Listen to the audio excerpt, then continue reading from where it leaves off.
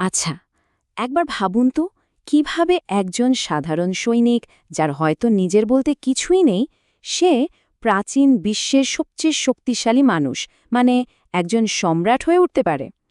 চলুন আজকে আমরা ক্ষমতার শীর্ষে ওঠার সেই অবিশ্বাস্য রাস্তাটাই খুঁজে দেখব।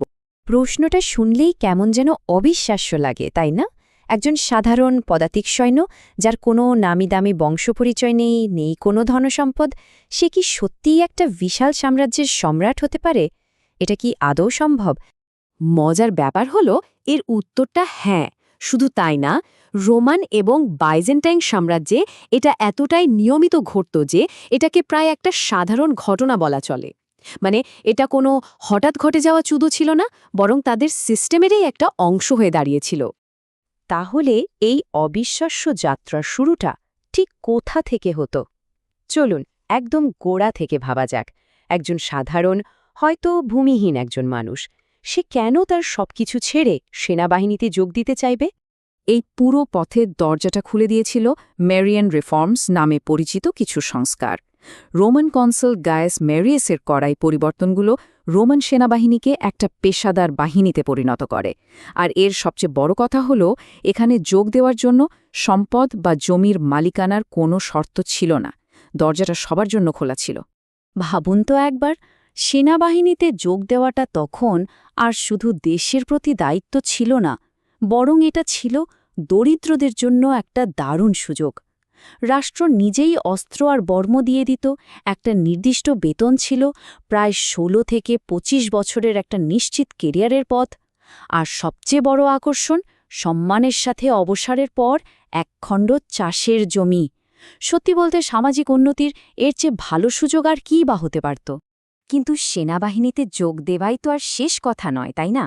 একবার ভেতরে ঢুকতে পারলে একজন সাধারণ সৈনিকের সামনে ক্ষমতার সিঁড়ি বেয়ে ওপরে ওঠার একটা পরিষ্কার রাস্তা খুলে যেত। আর এই ছিল সেই রাস্তাটা। একজন সাধারণ লিজিওনারি হিসেবে শুরু করে যুদ্ধক্ষেত্রে নিজের যোগ্যতা প্রমাণ করে সে হতে পারত ৮০ জন সৈন্যের কমান্ডার বা সেঞ্চুরিয়ান। সেখান থেকে ধাপে ধাপে সবচেয়ে সিনিয়র সেঞ্চুরিয়ান বা প্রাইমাস পিলাস, এবং শেষ পর্যন্ত পুরো একটা লিজিয়নের কমান্ডার বা প্রিফেক্ট হওয়াও সম্ভব ছিল। প্রত্যেকটা ধাপই ছিল আসলে যোগ্যতা আর আনুগত্যের একটা বড় পুরস্কার। আর পদোন্নতির সাথে সাথে কিন্তু শুধু ক্ষমতাই বাড়ত না, বেতনও বাড়ত, মানে একেবারে লাফিয়ে লাফিয়ে। একটু ভেবে দেখুন, একজন প্রাইমাস পেলাস, মানে সবচেয়ে সিনিয়র সেঞ্চুরিয়ান, তিনি একজন সাধারণ সৈনিকের চেয়ে প্রায় ৬০ গুণ বেশি বেতন পেতেন।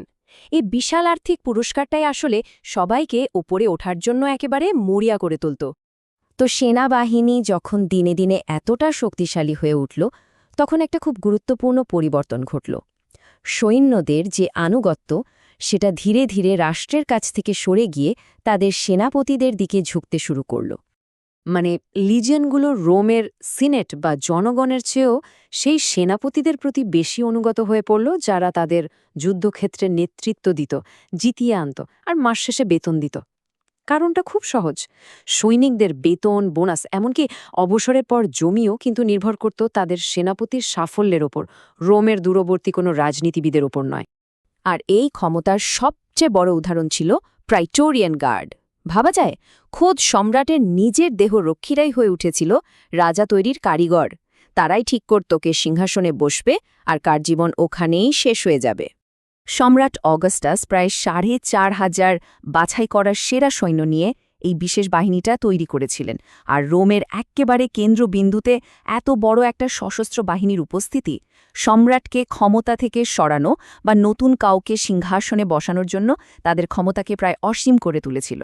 এই পুরো ব্যবস্থাটা কিন্তু শুধু শক্তিশালী সেনাপতি তৈরি করেনি, এটা সেনা শিবির থেকে সোজা সিংহাসন পর্যন্ত একটা পথ তৈরি করে দিয়েছিল।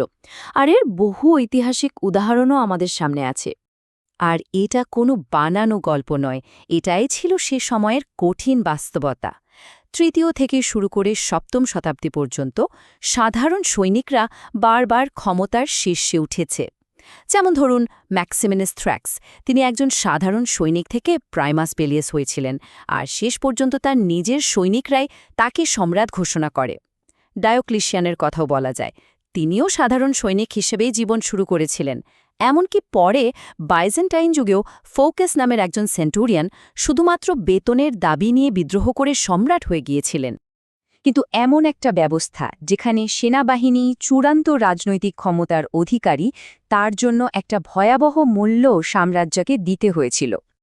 একদিকে যেমন এই ব্যবস্থাটা একটা দুর্ধর্ষ যুদ্ধবাহিনী তৈরি করেছিল, অন্যদিকে এটাই আবার সাম্রাজ্যের ভেতরে ভয়ঙ্কর বিশৃঙ্খলা আর ধ্বংসের বীজ বুনে দিয়েছিল। অর্থাৎ সেনাবাহিনী একই সাথে সাম্রাজ্যের সবচেয়ে বড় শক্তি এবং তার সবচেয়ে বড় দুর্বলতার কারণ হয়ে দাঁড়িয়েছিল। এর ফল হয়েছিল এক কথায় ভয়ঙ্কর। লিজিয়নগুলো প্রায়ই ক্ষমতার জন্য একে অপরের সাথে লড়াই করত, যা থেকে জন্ম নিত একের পর এক গৃহযুদ্ধ।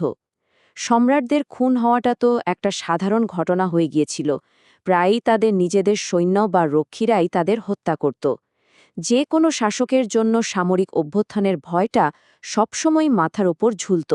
তাহলে শেষ পর্যন্ত ব্যাপারটা কি দাঁড়ালো? একটা অদ্ভুত বিরোধাভাস, তাই না? যে ব্যবস্থাটা একজন সাধারণ মানুষকে একেবারে শূন্য থেকে ক্ষমতার শীর্ষে ওঠার একটা অবিশ্বাস্য সুযোগ করে দিয়েছিল, সেই একই ব্যবস্থা সাম্রাজ্যকে ঠেলে দিয়েছিল একটা অন্তহীন সংঘাত আর অস্থিতিশীলতার দিকে। এখন প্রশ্ন হলো, এই সুযোগের জন্য যে মূল্যটা দিতে হয়েছিল তা কি খুব বেশি হয়ে গিয়েছিল না?